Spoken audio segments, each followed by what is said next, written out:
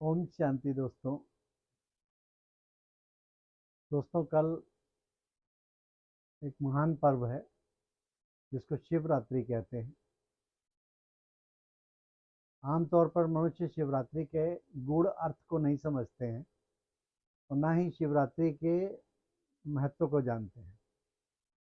शिवरात्रि को सिर्फ वो एक साधारण सी पूजा वगैरह कर ली, मंदिर में जाकर बेलपत्र चढ़ा दिए, धतूरा चढ़ा दिया बस, और उसके या रात्रि का जागरण कर लिया, व्रत कर लिया, ये सब करके ही इतिश्री कर लेते हैं। क्योंकि उस परंतु शिव के बारे में ना तो उनको कोई ज्ञान है, ना शिव के बारे में उसके शिव को रात्रि क्यों कहा जाता है, शिवरात्रि का महत्व क्या है, इसका कोई भी ज्ञान आम मनुष्यों को नहीं है। तो आज इस पर थोड़ा सा प्रकाश डालना चाहेंगे कि शिवरात्रि क्या है और शिवरात्रि का क्या महत्व है, वो समझेंगे तो शायद मैं समझता हूँ कि मेरा ये प्रयास आज का सफल होगा। तो दोस्तों, कल जो शिवरात्रि आने वाली है, ये शिवरात्रि का अर्थ क्या है? आखिर शिव सबका तो दिन होता है, सबका जन्मदिन होता है, लेकिन शिव की रात्रि ही क्यों मनाई जाती है? दोस्तों, शिव की रात्रि का अर्थ है कि शिव का जब इस धरती पर अवतरण होता है उस समय घोर अंधकार होता है। रात्रि में ही उनका अवतरण होता है। वो कौन सा अंधकार होता है? रात्रि में तो जन्म इसका बहुत मनुष्यों का भी होता है, लेकिन शिव का अवतरण होता है। और रात्रि का मतलब अज्ञान का अंधियारा। जब ये इस कलयुग अपनी पराकाष्ठा पर है और इसमें अज्ञान की अंधियारा छा गया है, ज्ञान की रोशनी बिल्कुल क्षीण हो गई है, उस समय परमात्मा शिव का अवतरण होता है। और परमात्मा शिव का अवतरण होने से ही ज्ञान की रोशनी जब फैलती है तो लोग अज्ञान की नींद से जाग कर और ज्ञान की जो जागरण है वो करते हैं। तो वास्तव में जो रात्रि का जागरण करना है, उस जागरण होने से तो कुछ नहीं होता, लेकिन वास्तव में बुद्धि का जागरण करना है, मन का जागरण करना है, अपने भीतर के विकारों का त्याग करके और ज्ञान की रोशनी को अपने अंदर जगाना है। वास्तव में शिवरात्रि का अर्थ यह है। तो परमात्मा अगर आते हैं इस धरती पर तो डेफिनेटली वो किसी न किसी कर्तव्य के लिए आते हैं। परमात्मा का अवतरण धरती पर ऐसे ही नहीं होता। वो ऐसे कोई आलतू फालतू चीज नहीं है जिसका अवतरण ऐसे कभी भी आ जाएगा। पूरे कल्प में एक ही बार परमात्मा का अवतरण होता है, एक ही समय वो होता है जब उसका अवतरण होता है। वो है घोर अज्ञान काल का युग, कलयुग का अंत। तो दोस्तों, अब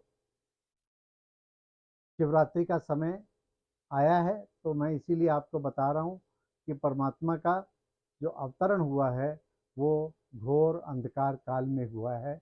और हम अगर इस रहस्य को नहीं समझ पाते तो परमात्मा के आने का जो महत्व है, अगर वो नहीं समझ पाते हैं तो फिर हमारा जीवन व्यर्थ जाएगा।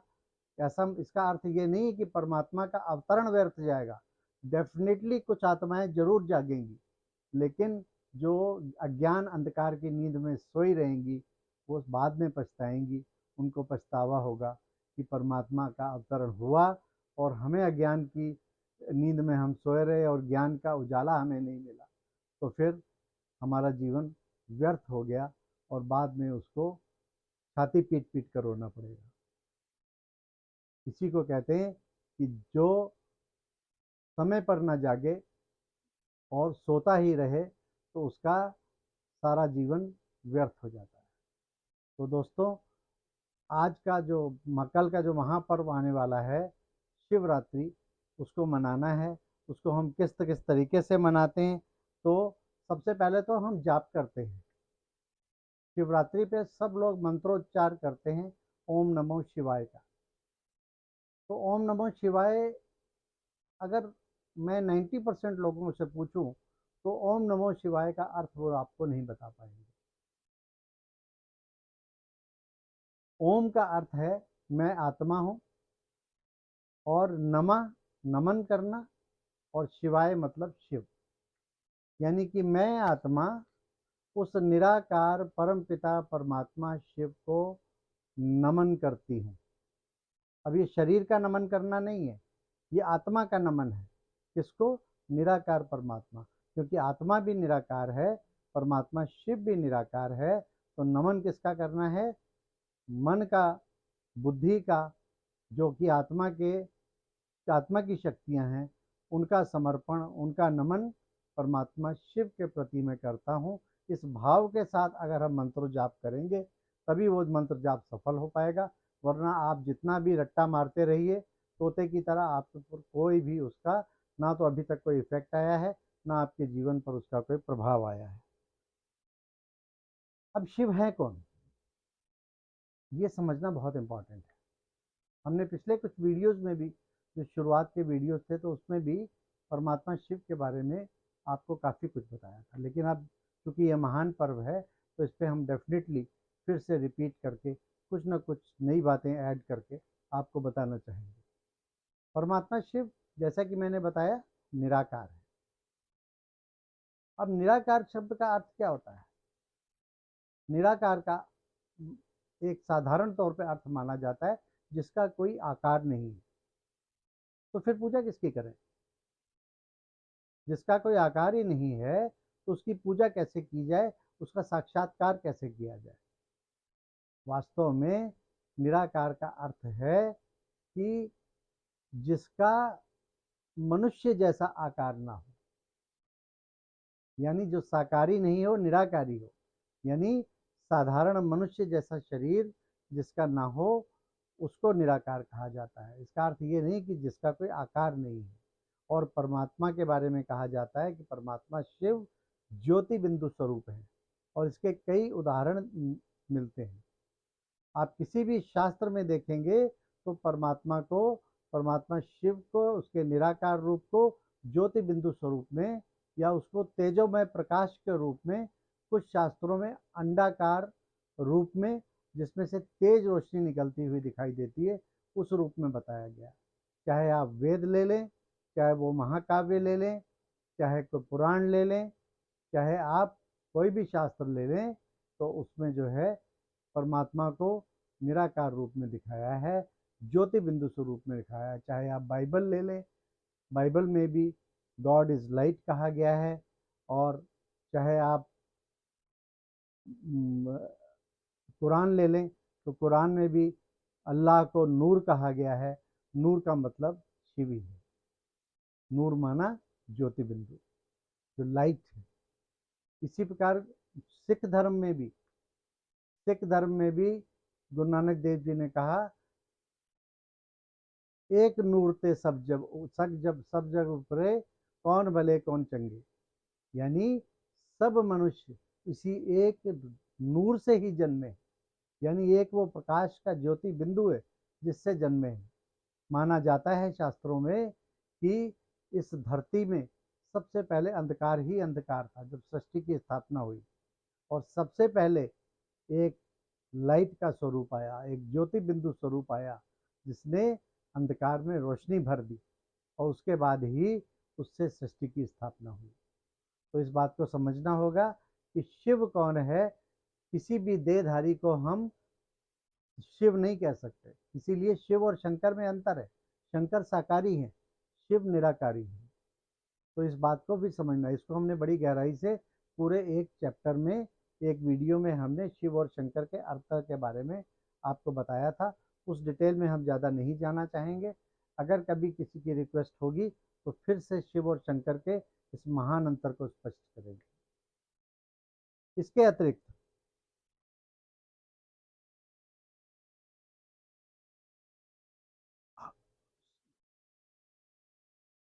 परमात्मा को निराकार तो कहा ही गया है, परमात्मा को निर्गुण भी कहते हैं। अब ऐसा कोई व्यक्ति जिसमें, निर्गुण का अर्थ क्या हो गया? जिसमें कोई गुण ना हो। परमात्मा में कोई तो गुणों से भरपूर है, वो गुणों का भंडार है, उसे निर्गुण कहना उचित नहीं है। निर्गुण उसे कहा जाता है जिसमें कोई गुण ना हो। लेकिन परमात्मा को वास्तव में देखा जाए तो निर्गुण कहने का अर्थ कुछ और था, हमने कुछ और लगा लिया। उनका निर्गुण का अर्थ है कि जो 5 विकारों से रहित हो, जो मनुष्य या जो भी व्यक्ति या जो भी आइडेंटिटी जिसकी चाहे वो निराकार हो चाहे साकार हो, जो गुणों से विकारों से अपने आप को दूर रख पाए, जो उन विकारों से रहित हो, उसे निर्गुण कहा गया है। तो निर्गुण का अर्थ जो है हमने गलत तरीके से लगा लिया है, इसीलिए निर्गुण संस्था जैसी चीज़ें भी बनी और उसका अर्थ ना सही समझ के वो अर्थ का अनर्थ हो गया। हर शास्त्र में इसी तरह शिव पुराण में भी कहा गया है कि शिव का जो उद्गम हुआ है वो अंडाकार प्रकाश पुंज से हुआ है, शिव पुराण में भी लिखा है। तो इसके बहुत सारे प्रूफ मौजूद हैं। अब इसके अलावा हम क्या करते हैं, मंत्रोपजाप हमने कर लिया, अब फिर पूजा अर्चना करते हैं। अब शिव की पूजा जो है वो हम किसकी करते हैं, शिवलिंग की पूजा करते हैं। अब लोगों ने शिवलिंग का भी अर्थ का अनर्थ कर दिया, इसे बड़ा ही विकारी रूप दे दिया। लेकिन वास्तव में शिवलिंग, लिंग का अर्थ क्या है, लिंग का अर्थ है चिन्ह, लिंग का अर्थ है चिन्ह, यानी कि जिसका अंडाकार जैसा चिन्ह हो उसे शिव कहेंगे। इसीलिए पूजा करने के लिए ज्योति बिंदु की पूजा तो नहीं कर सकते थे, तो शिवलिंग का रूप देकर उसकी पूजा की गई। इसको गलत अर्थों में भी ले लिया गया, जिसके कारण से पूर्व समय में, जब पुरातन समय था, स्त्रियों को इसकी पूजा, शिवलिंग की पूजा करने की परमिशन नहीं होती थी। लेकिन बाद में धीरे धीरे उनको भी उसकी पूजा करने की परमिशन मिली। और शिव के ऊपर लगातार उसको जल डाला जाता है, दूध डाला जाता है, उसके ऊपर लगातार ऊपर से एक एक बूंद पानी की गिरती रहती है, घड़ा टंगा रहता है। ये आखिर क्यों रहता है? उसके पीछे कारण ये है कि शिव को सबसे ज़्यादा ऊर्जा का स्रोत माना गया है, और जहाँ पर बहुत ही ज़्यादा ऊर्जा का स्रोत होता है उसको ठंडा रखने के लिए, उसको शीतल रखने के लिए लगातार उसके ऊपर जलाभिषेक किया जाता है, उसके ऊपर एक एक बूंद घड़े की पानी की गिरती रहती है, ताकि शिवलिंग का जो ओज है, जो तेज है और जो उसकी ऊर्जा है वो थोड़ी ठंडी रहे। और इसके अलावा पूजा में क्या करते हैं, बाकी जितने भी भगवान हैं सो कॉल्ड, मैं उनको भगवान नहीं कहता, क्योंकि परमात्मा शिव के अलावा कोई भगवान नहीं है। बाकी सब देवता हैं, जो भी साकार में जो देहधारी हैं वो सब देवता हैं, चाहे वो कृष्ण हो, चाहे हनुमान हो, चाहे गणेश हो, चाहे विष्णु हो, सब के सब देहधारी हैं। इसलिए उन सबको भगवान कहना वास्तव में देखा जाए तो गलत है। लेकिन उन सब के ऊपर तो फूल चढ़ाए जाते हैं, पुष्पों की माला अर्पित की जाती है, फल फूल चढ़ाए जाते हैं, लेकिन शिव के ऊपर क्या चढ़ाया जाता है? सबसे पहले तो बेल के पत्र चढ़ाए जाते हैं। बेल के पत्र के ऊपर के में 3 बेल के पत्र होते हैं। 3 बेल के पत्र का अर्थ क्या है? 3 पत्ते का ही बेल पत्र क्यों चढ़ाया जाता है? क्योंकि ब्रह्मा शिव के द्वारा जो स्थापना की गई है, ब्रह्मा, विष्णु और शंकर की, तो ये उनका प्रतीक है, स्थापना का, पालना का और विनाश का। इसलिए 3 बेल पत्र चढ़ाए जाते हैं। इसके अलावा अक का फूल चढ़ाया जाता है, धतूरा चढ़ाया जाता है। ये किसका प्रतीक है? बस भला बताओ आप, भगवान के ऊपर फूल चढ़ाना ठीक है या ये सब बुरी बुरी चीज़ें चढ़ाना ठीक है? लेकिन हम अक का फूल चढ़ाते हैं। अक का फूल, धतूरा, ये सब क्या है? ये है अपने भीतर की बुराइयां, अपने भीतर के विकार, 5 विकार को परमात्मा के आगे अर्पण कर देना। क्योंकि ये विष जैसी है, ये विकार भी हमारे अंदर विष जैसे हैं, और धतूरा और अक जो है ये भी विष होता है। तो इनको हम अगर परमात्मा को अर्पण कर दें कि आज इस शिवरात्रि पर हम ये प्रण ले लें कि हम जो है ये आज से अपने सारे विकार आपके आगे अर्पण कर रहे हैं। आज से हम कोई शराब नहीं पिएंगे, कोई मदिरा पान नहीं करेंगे, तंबाकू नहीं खाएंगे, झूठ नहीं बोलेंगे, गाली गलौज नहीं करेंगे, किसी को धोखा नहीं देंगे, गलत तरीके से धन नहीं कमाएंगे, क्रोध नहीं करेंगे। ये क्या है? अपने विकारों का दान देना। तो परमात्मा के ऊपर अगर हम वास्तव में चढ़ाना ही चाहते हैं, अपने भीतर की बुराइयों को चढ़ाएं, तभी हम सच्चे सच्चे परमात्मा के भक्त, शिव के भक्त कहला सकेंगे। और इसके अलावा बेल का फल भी चढ़ाया जाता है, बेल का फूल भी चढ़ाया जाता है। ये वास्तव में समर्पण का प्रतीक है कि उस ईश्वर परमात्मा के प्रति हम संपूर्ण रूप से समर्पित हैं। और क्योंकि बेल जो है बाहर से कड़ा होता है, अंदर उसके अंदर रस भरा हुआ होता है। तो हमें भी चाहे ऊपर से जितने भी कड़े हों, लेकिन हम भीतर से उतने ही मीठे होने चाहिए जब हम उस परमात्मा बाप को याद करके उसकी याद में रहकर अपने आप को पवित्र बना लेते हैं। इसके अलावा रुद्राक्ष के द्वारा, रुद्राक्ष का भी बड़ा महत्व है शिव जयंती पर। तो रुद्राक्ष क्या है? रुद्राक्ष में अलग अलग वो होते हैं, 5 मुखी, 2 मुखी, 1 मुखी रुद्राक्ष।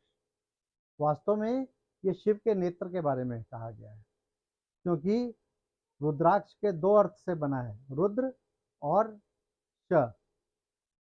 तो रुद्र का अर्थ है शिव और श का अर्थ है नेत्र, यानी शिव का नेत्र। इसका अर्थ ये हुआ कि ये उन आत्माओं का सूचक है जिन्होंने जो शिव को समर्पित हो गए, जो शिव के नैनों में बसे हुए हैं। रुद्राक्ष का वास्तव में अर्थ ये है। खाली रुद्राक्ष लेकर गले में पहन लेना, हाथ में लपेट लेना या उसकी माला जपने से कोई प्राप्ति नहीं होती। हम उस समर्पण भाव जब तक हमारे अंदर उस परमात्मा के प्रति नहीं होगा, किसी भी पूजा का, अर्चना का कोई भी अर्थ नहीं है। इसके अतिरिक्त देखिए, आप जहाँ भी शिव की मूर्ति होती है वहाँ पे नंदी को दिखाया जाता है। नंदी किसका प्रतीक है? नंदी के मुख से जल निकलता हुआ दिखाते हैं, और नंदी का मुंह सदैव शिवलिंग की तरफ रहता है। वास्तव में नंदी उस महान आत्मा का प्रतीक है जिसने परमात्मा के प्रति संपूर्ण समर्पण किया, और जो परमात्मा के रथ बने, और जिन्होंने परमात्मा के ज्ञान को ग्रहण करके समस्त आत्माओं के बीच में उस ज्ञान का प्रसार किया, प्रचार किया। सब आत्माओं को पवित्र बनाने में जो मदद हो सकती थी, जो भी उनका प्रयत्न था, वो किया। तो उनके मुख से जल निकलने का अर्थ यह है कि वो गंगा जल या साधारण जल नहीं है, वो ज्ञान गंगा है जो उनके मुख से निकलती है। तो इसीलिए नंदी का मुख सदैव शिव की तरफ रहता है, क्योंकि उसने जो भी प्राप्त किया, और नंदी को हमेशा सफ़ेद दिखाते हैं। तो इसीलिए जो मनुष्य श्वेत और इसीलिए श्वेत वस्त्रधारी जो वो तन होता है, जिसके तन में शिव परमात्मा आते हैं, जिन्हें ब्रह्मा बाबा कहा जाता है, वो सदैव श्वेत वस्त्रधारी होते हैं, और वो उनका मुख सदैव, उनका मन और बुद्धि सदैव परमात्मा शिव की तरफ रहती है। इसीलिए शिव को, अब शिव का जो अर्थ है वो इसीलिए कहा भी गया है कि शिव जो है वो कल्याणकारी है। शिव का अर्थ ही है कल्याणकारी। तो वो सर्व का कल्याण करने के लिए आते हैं। हम सब आत्माओं को जो गिर गई हैं, गड्ढे में गिर गई हैं, जो गहन अंधकार में डूबी हुई हैं, हम सबको उबारने के लिए आते हैं। तो शिव को इसी प्रकार कछुआ भी दिखाया गया है। कछुआ जो है विष्णु की सवारी है, विष्णु का प्रतीक भी विष्णु का प्रतीक भी माना गया है कछुआ, क्योंकि कछुआ बाहर से खड़ा होता है। जब कोई परिस्थिति आती है तो अपनी कर्मेंद्रियों को अंदर कर लेता है, और जब साधारण स्थिति में होता है तो उसके हाथ पैर बाहर रहते हैं। इसका अर्थ है कि जब हम कोई परिस्थिति आए तो उस परिस्थिति के अवस्था में अपने आप को संकोच करके अपने आप को बचाने की कोशिश करें, और पैनिक नहीं हो जाएं, किसी भी परिस्थिति को लेके टेंशन में, तनाव में नहीं आए, और वरना हम क्या है, बिल्कुल शांत स्थिति में, साधारण स्थिति में रहें। तो इन दोनों का आराध्य, चाहे वो नंदी हो चाहे कछुआ है, इन दोनों का आराध्य जो है वो परमात्मा शिव ही हैं। और हर धर्म में इसीलिए शिव को अलग अलग रूपों में सबसे ऊंच माना गया है कि वही सचमुच परमात्मा है। और बाकी जितने भी हैं, चाहे वो धर्म स्थापक हों चाहे देवी देवता हों, वो सब या तो धर्मों की स्थापना के लिए आते हैं, या अपना अपना, या परमात्मा शिव ने जो उनको जो कार्य दिए हैं, या अपने पवित्र जो कर्म किए हैं इस संगम युग पर। संगम युग कहा जाता है कलयुग और सतयुग के बीच का जो समय होता है संगम युग।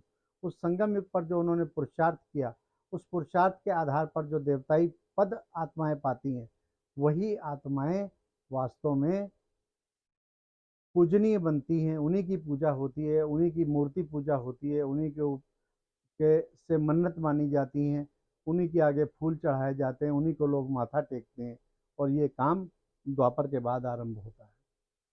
सतयुग और त्रेता में देवताओं की पूजा नहीं होती, क्योंकि वो स्वयं देवता पूज्य होते हैं, और वो पूज्य होते हैं, वो स्वयं ही, उनके कार्य इतने महान होते हैं, और जिस पुरुषार्थ के आधार पर वो देवता बने हैं, वो उनकी प्रारब्ध है, और उस प्रारब्ध के सुख को भोगते हैं।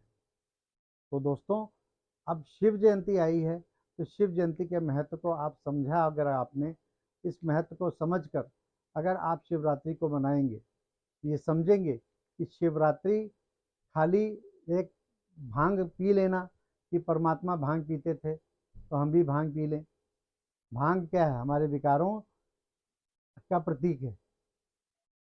नीलकंठ कह देते हैं, परमात्मा ने नीलकंठ, सारे दुनिया के विकारों को उन्होंने अपने अंदर ग्रहण कर लिया, और उनका कंठ नीला हो गया। अर्थात वो आए ही हैं इसीलिए। नीलकंठ किस लिए बने? वो इसीलिए बने कि पूरी दुनिया के जो विकारों में फंसी हुई दुनिया है, निम्न स्तर पर पहुंच गई है, बिल्कुल अधर्म की पराकाष्ठा पर है, उसको समाप्त करके ज्ञान को धारण कराकर, पुरुषार्थ कराकर उनको देवता बनाने का जो कर्तव्य कराने के लिए परमात्मा आए हैं, वही कार्य सबसे महान है। और इसीलिए सब पर्वों से, सब जितने भी त्यौहार आते हैं, जितने भी पर्व आते हैं, उनमें सबसे महान शिवरात्रि है।